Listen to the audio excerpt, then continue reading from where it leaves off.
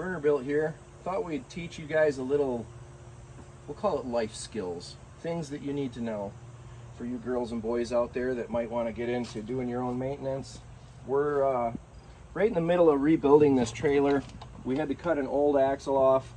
They put a homemade axle on it. Somebody took like some old Ford knuckles off of maybe a Ford Econoline or something and welded them to a piece of 3-inch square tube and wedged some nuts in it and all sorts of stuff. Really goofy. But we went to the trailer store, Fowlerville Camper Trailer Parts and Repair. We went and saw our boys over there and got a brand new axle, brand new springs, hangers, shackles, everything. And today we're gonna teach you how to pack wheel bearings and set up the hubs. First of all, let's go over the pieces and parts involved. Here's your axle, here's your spindle, and here's your hub. You have two bearings, one in the back, one in the front. It'll be very obvious which one goes where because, well, that one just doesn't fit there. The taper follows the taper. And this piece in here is called a race. So you have a bearing and a race. The race matches the angle of the bearing. This is a tapered roller bearing, and it goes in here. So first of all, we're gonna have to get some grease on this. This is where things start to get messy. There's a lot of different ways that you can do this. They make machines. They make really fancy little bearing greaser machines where you put the bearing in it and it caps it and you just pump the grease in and clean hands, no big deal. Well, this is the way I was taught when I was 12 years old in my first shop class. Yeah, they had shop classes for us when we were kids. They don't do that stuff anymore, unfortunately. Some schools, but this was the way I was taught. You get a big old blob of grease on your hand and you take the bearing and you literally are just doing this with it to get the grease to go through this cavity basically, and you're forcing the grease into the bearing. This is where things get really messy. So I'm going to pack these bearings. I'll end up having to switch out gloves. You guys can follow me around while I do all this stuff. But here we go. Time to get dirty. So now that we've got our big blob of grease and our bare bearing, we're just going to start forcing it through here. And I like to use the bearing to push the grease back to the palm of my hand as well.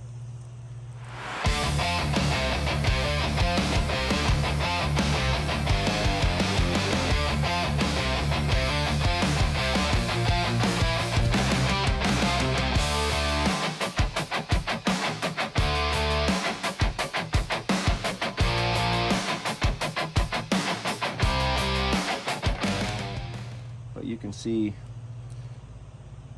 it basically is using up that big wad of grease, and some of you may say, no it isn't, you just smeared it all over your glove. Not exactly. It's taking a lot of it. And what you want is to make sure it's thoroughly filled up with grease.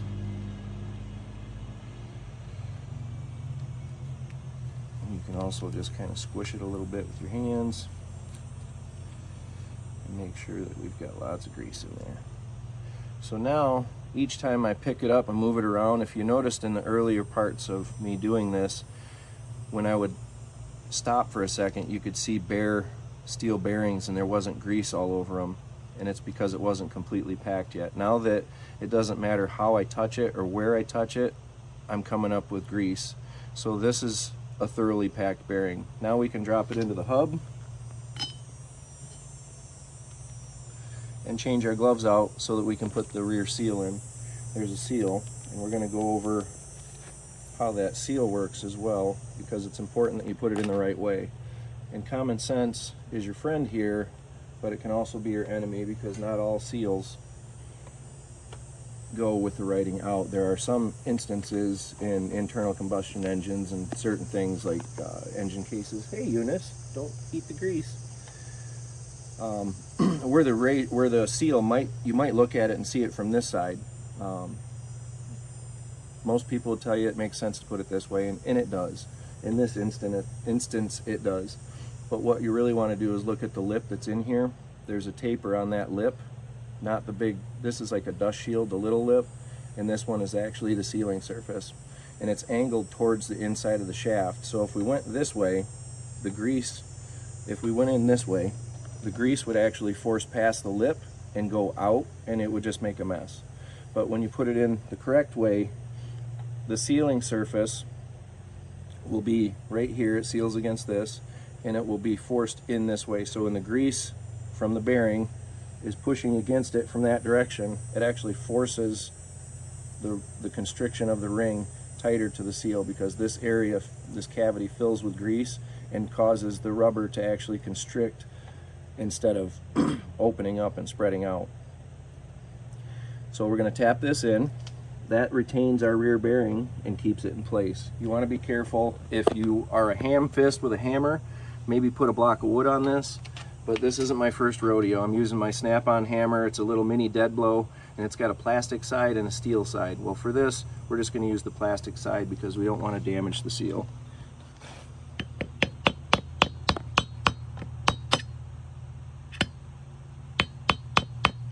Oh, gonna fight with me. Oh man, at least it's on camera.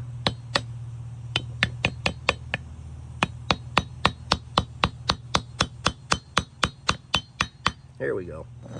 Now we got it started. You want to try and stay away from the rubber part. I'm trying to hit mostly on the outside.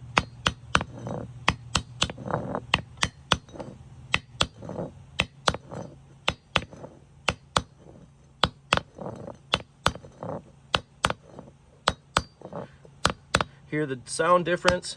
We're getting a thud thud instead of a tink tink. That means we're fully seated, and it's also flush with the outer hub. I guess it'd be the inner hub. So now we can slide this into place. You want to be careful you don't just ram it home and tear the seal. We can also put just a little bit of this grease around the sealing surface. That way you get a nice slippery.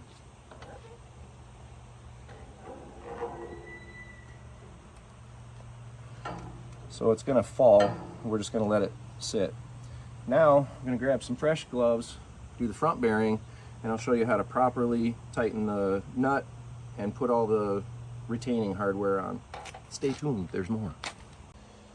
So now we're going to do the front bearing, which is a little tiny guy. Same technique, wad of grease, and I kind of get a blob of grease that's appropriate for the size of the bearing. I don't want to end up with a whole bunch of extra grease on my hands, so I try to get an appropriate amount that I feel the bearing's going to take. Get it back to the palm. You got to kind of, it wants to wad up inside, and you can see this is kind of like a partially packed bearing at this point. You see how we've got some grease in here and there's none in the other side. So that's the goal, is to get it all packed up in there. Got to keep taking it back out.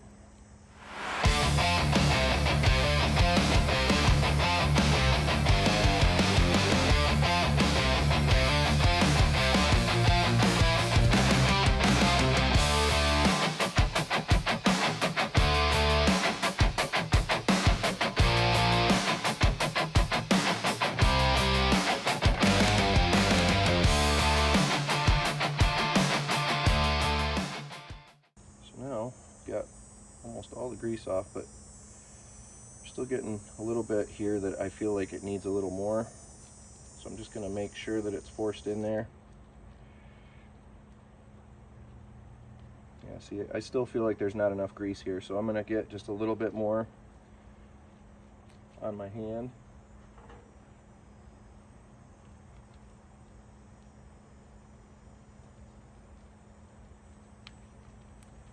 Hear that popping sound? That's a little bit of air coming out of either my gloves or the bearing. Not sure.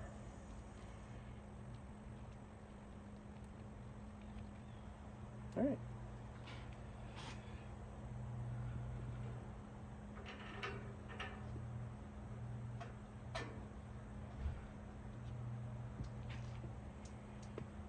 So now I'm going to switch gloves again. And we'll come back and teach you how to do the retaining hardware. We've got both bearings packed, the seal on, the hub is on. Now we need to tighten things up. This is where a little bit of finesse comes in, and you got to make sure that you don't get it too tight You don't want it too loose. There's an appropriate way to preload the bearings, and I'm just going to show you the way I was taught. We're not going to use all of the proper tools here because I'm just going to use some channel locks and in my hands and feel. So we have a washer, and if you see it has a flat in it, some trailers have that, some don't. This one does. It's kind of nice. Then you have a nut,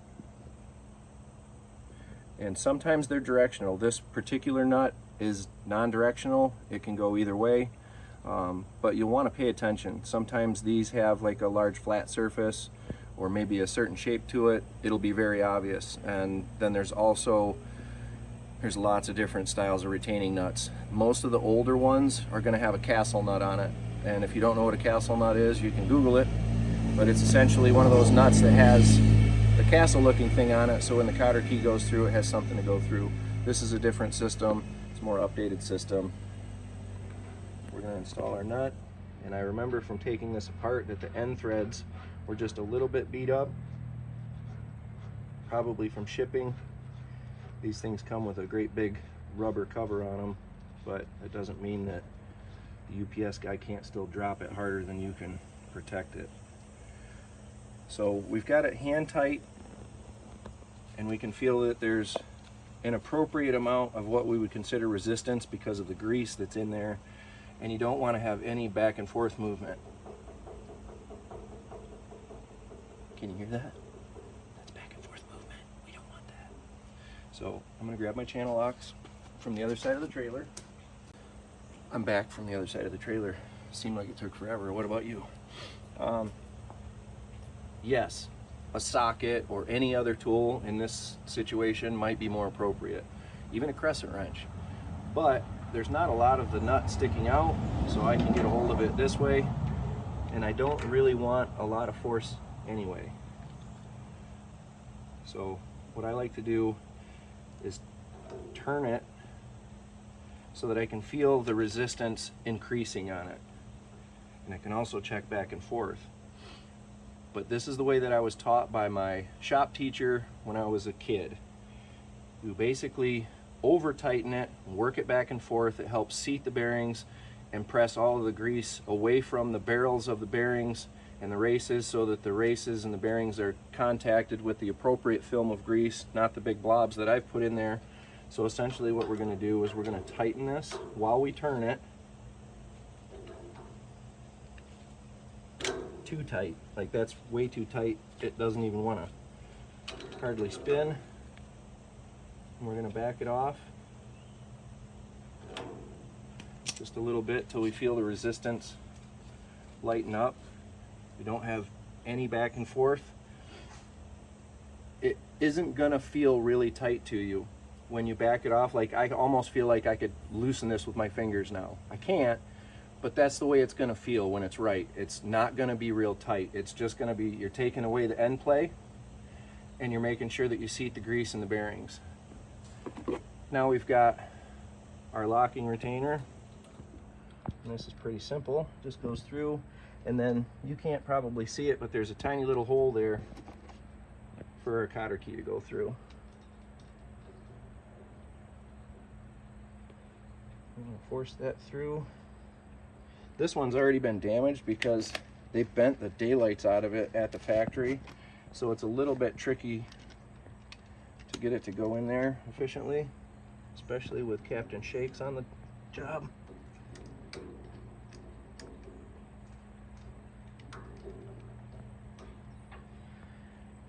Bend your tabs.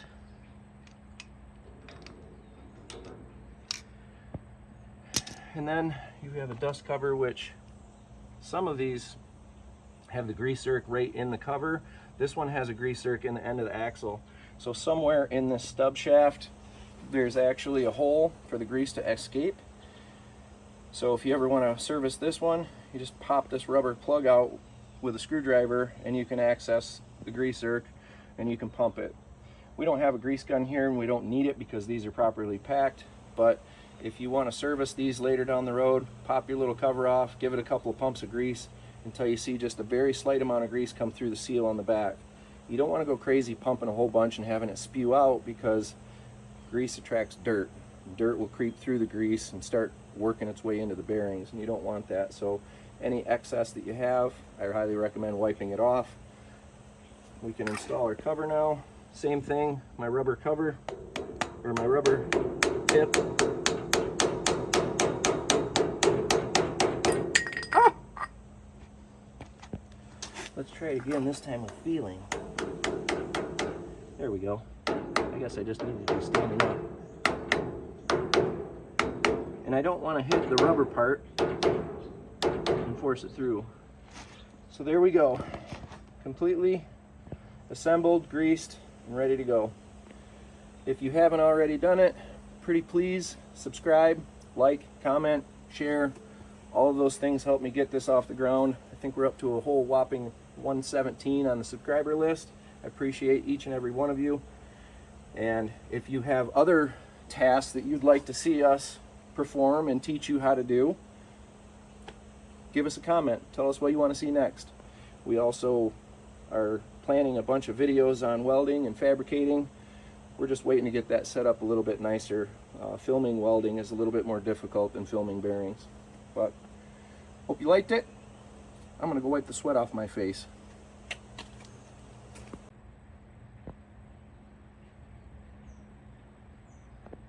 Eunice gives no fucks.